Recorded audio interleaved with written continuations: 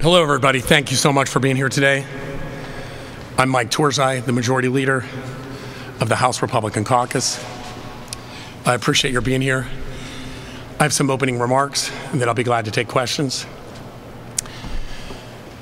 The governor's actions today seem to us to be about politics and not about the hard work of governing.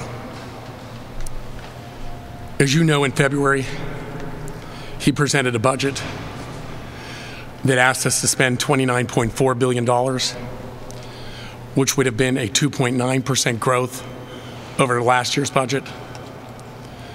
Between the House and the Senate, we sent him a budget that spent $29.1 billion, which was 1.8% over last year's budget.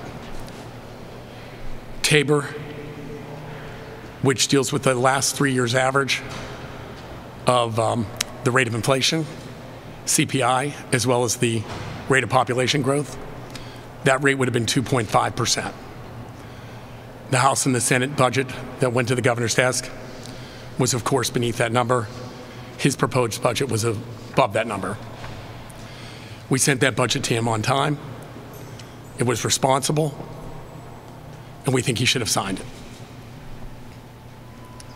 In addition, I think it's an important point in noting that from 2010, 2011, which was the last budget under Governor Rendell, to the budget that is presently on the governor's desk, overall expenditure and change for the executive branch has been 16.4% growth. For the row offices, about 11.5% growth. For the judiciary, 14.7% growth. And for the legislature, 4.8% growth. Also keep in mind that the executive branch controls 95.3% of the total budget. The row offices are about 3.3% of the total budget, the judiciary about 1%, and the legislature about 0.5%. If you take a look at it from 2010-11 up to and through 2014-15, which are the 4 budgets that we have dealt with here since taking back the majority. A few other points. We campaigned on fiscal responsibility. We have kept each of the budgets on time and beneath the rate of Tabor. It was the House that insisted on debt reduction. As you know, we passed debt reduction with, in the end, unanimous votes in the House and the Senate. We took our cap down from $4.05 billion to $3.45 billion. And we wanted to reduce the total by $1 billion, but we had to compromise, but we got it done, and that was a House Republican-led agenda item. In addition, while we were controlling our expenditures, over 4 years' time, we have put a focus on public education and on kids specifically. The last year of Rendell was $8.89 billion in public education, K through 12 and state dollars. And in this budget that is now on the governor's desk, there is $10.5 billion in K through 12 spending on public education, including the governor's own request for $200 million in ready-to-learn block grant money, of which $100 million is new dollars. Why the governor is not signing a budget that's under the Tabor rate, delivered on time, and includes his #1 request for ready-to-learn block grant, we are not quite sure. Let me talk about a few other issues, because we'd like the governor's leadership on some of these issues. Let's talk about liquor privatization. The governor has said that he's for it. We passed full privatization, retail, wholesale, wine, spirits, in this session, March of 2013. What capital has he used to get the Senate to move any privatization bill, where has been the effort to get liquor privatization over the goal line? We call upon the governor to use his bully pulpit and his capital to get liquor privatization done. Let's talk about public pension reform. Noah. On public pension reform, over a year ago, the governor put out a proposal to take us to a defined contribution plan for all new hires. Let me just say this. I support moving to a defined contribution plan for new hires. But the Pennsylvania Employment Retirement Commission, PERC, issued an actuarial note to his plan that said that the systems would be short another $46.59 billion in unfunded liability on top of the already close to $50 billion unfunded liability, essentially doubling that unfunded liability. It's why his plan never got any traction. We in the House hit the ground running and decided we had to come up with an approach that was transitional in nature and that actually produced savings to the systems and not costing the systems. That plan that is on the table and that we have been working nonstop for, is a House Republican plan, the Tobash approach. It, according to the actuaries, saves anywhere from $11 billion to $16 billion over 30 years' time. Whereas the governor's proposal, whether you agree with the actuaries or not, said it didn't save an additional $46 billion. In addition, the governor's budget proposal suggested lowering the contributions to the systems, which would further exacerbate the problem to the systems. We were opposed to lowering the collars or reducing contributions to the systems because it was not fiscally prudent. It was not the right thing to do. We put together the Tobash proposal because it shifts investment risk, it delivers competitive benefits to new hires, it protects the benefits earned by current employees and retirees, it responsibly meets our statutory obligation, no arbitrage gambles, no collar reductions, no gimmicks, no shirking of responsibility. We have completely indicated from a leadership perspective, we are not betting on bonding and getting the failure that they got in Illinois. We'd like to see the governor put that out there and say he's opposed to the borrowing. He's opposed to the bonding because he knows it's a risk. He needs to say that. We need to say that we have to help ensure that our unfunded liability not only does not grow, but that it shrinks, and thereby provides a safeguard to the Commonwealth's credit rating. That leadership has come from the House, Representatives Tobash, Representatives Camp, Representative Ross, myself, and a wide variety of other members. We're close to getting it done. We'd like the governor's capital to take our proposal and get it done because he doesn't have a proposal himself out on the table. Jobs. When we took back the majority, we were focused on fiscal responsibility, which I talked about, and job creation. Today, the unemployment rate in Pennsylvania went from 8.2% when we took office to 5.6% in June of 2014, a drop in 0.7% more than the national average. We've dropped it by 2.6% from when we took office, and in addition, it is better than the national average by 0.7%. Who had the jobs agenda? The House Republicans in the minority talked about jobs for every year in the minority. We ran on a jobs agenda.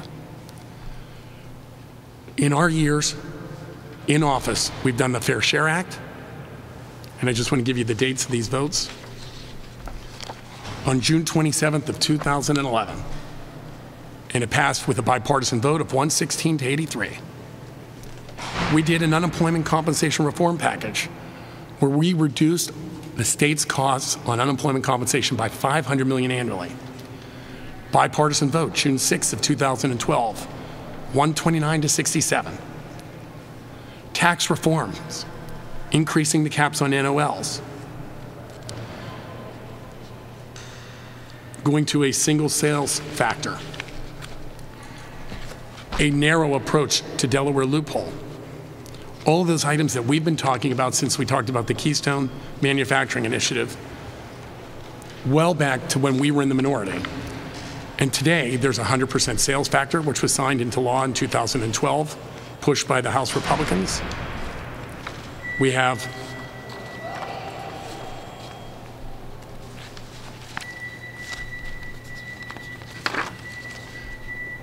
going to 0.45 per mils on the capital stock and franchise tax, insisted upon by Republicans, but done with bipartisan votes. And the cap on net operating losses has increased. I just want to give you the increase that it's taken to in 2013 to the greater of 4 million or 25% of taxable income. And for the next year, the greater of 5 million or 30% of taxable income. The reason that companies like Hershey have put $300 million into investments, or United States Steel has put $500 million into investments, are because we have made these important changes in bipartisan votes because we have been focused on a private sector job creation package leading from the House of Representatives. One other point I think is really important with respect to the pension budget. In this budget, we went from 2013-14 at $1.7 billion contributed to the two pensions to, in this budget, a budget that's under the rate of inflation, folks, to $2.8 billion. And that's money coming from all funds going to CSRS and to PSRS. We met our responsibility to keep those systems solvent. We did not reduce the callers. We did not reduce contributions. In fact, we increased them because we've been acting responsibly and we're not afraid of the hard work of governing. Now, some important bills, and Karen has the totals on these. Let's talk about issues that we've been leading on that we'd like to see get done. I started off with liquor privatization. That was passed on March 21st of 2013. Some other issues. We heard the governor mention property tax relief. Well, the House of Representatives passed on October 2nd of 2013 with 149 votes, 86 Republicans and 63 Democrats, a bill that would allow each and every school district to eliminate property taxes and to shift to other taxes. So if they want to eliminate it, they could. Again, that bill passed with a bipartisan number of 149 to 46. We'd love the governor to endorse that bill publicly. He has yet to do that. House Bill 618 passed on September 25th of 2013. We think that there has to be some changes to the cyber charter school funding. We think they're receiving too much, but we are also pro-charter brick and mortar because we think kids have to have lots of opportunities. As you saw in the Philly enabling legislation, we put in a charter application and appeal process for Philadelphia so that they would be like every other district across the state. That bill passed 133 to 62. 91 Republicans, 42 Democrats. We would have loved to have had the governor's public support for that bill. It's in the Senate. This is the second straight session where we've passed, under the Speaker's leadership, a constitutional amendment to reduce the size of the legislature. That passed House Bill 1234, this session, 148 to 50. In this session, we did it separately. We sent one constitutional amendment over that dealt with the House and one constitutional amendment that dealt with the Senate. We've indicated we are glad to see the one dealing with the House come back and be passed. We have to do it in 2 sessions. Last year, we passed it with both chambers in it. 148 to 50. That passed. 104 Republicans and 44 Democrats. Bipartisan support. We know that that constitutional amendment doesn't go to the governor's desk. But like with liquor privatization, we would greatly appreciate his capital in getting that done. Look, we've been leading out front. We led on fiscal responsibility in terms of curbing spending, but prioritizing public education, on reducing debt, but making sure there's job creation. We passed liquor privatization in full. We have been steadfastly and are very close to working on the TOBASH proposal for public pension reform without any bonding, with savings to the systems, with competitive benefits for new hirees, with commitments to existing employees and existing retirees. We've led on a pro-jobs agenda, helping to bring the unemployment rate from 8.2% to 5.6% in just the 4 years' time that we've been in charge, with the long-standing House Republican pro-jobs initiatives. We have bills dealing with important items sitting in the Senate, reducing the size of the legislature, property tax relief, cyber charter reform. With respect to utilities and the collection process, Bob Godshall's bill, House Bill 939, 188 to 13, passed on June 28th of 2013. And look, I know there's controversy with respect to the Paycheck Protection issues, but I think this is important. The administration has negotiated 4 unions, collective bargaining union agreements, with AFSCME, SEIU, PSCA, UFCW, many of them. And with respect to the state contracts, at that bargaining table, you could have negotiated out the ability to collect political contributions or the ability to collect union dues. I'm sorry, but at those negotiating tables, that was never done. Now, we're here to lead, and we're here to work with the Senate, Republicans and Democrats, our colleagues, the Democrats in the House. We've consistently shown an ability to get bipartisan support. We are definitely here to work with the governor to get more items over the, into the end zone. But we have had a very successful legislative run over the last 3.5 years, and that's because we've been leading from out front. We've not been afraid to tackle issues, to learn the issues, and to go get the votes. I must tell you, I think the legislative House overall, working with Republicans and Democrats, and certainly the House Republican caucus, have not been afraid to do the hard work of governing and to lead from the front.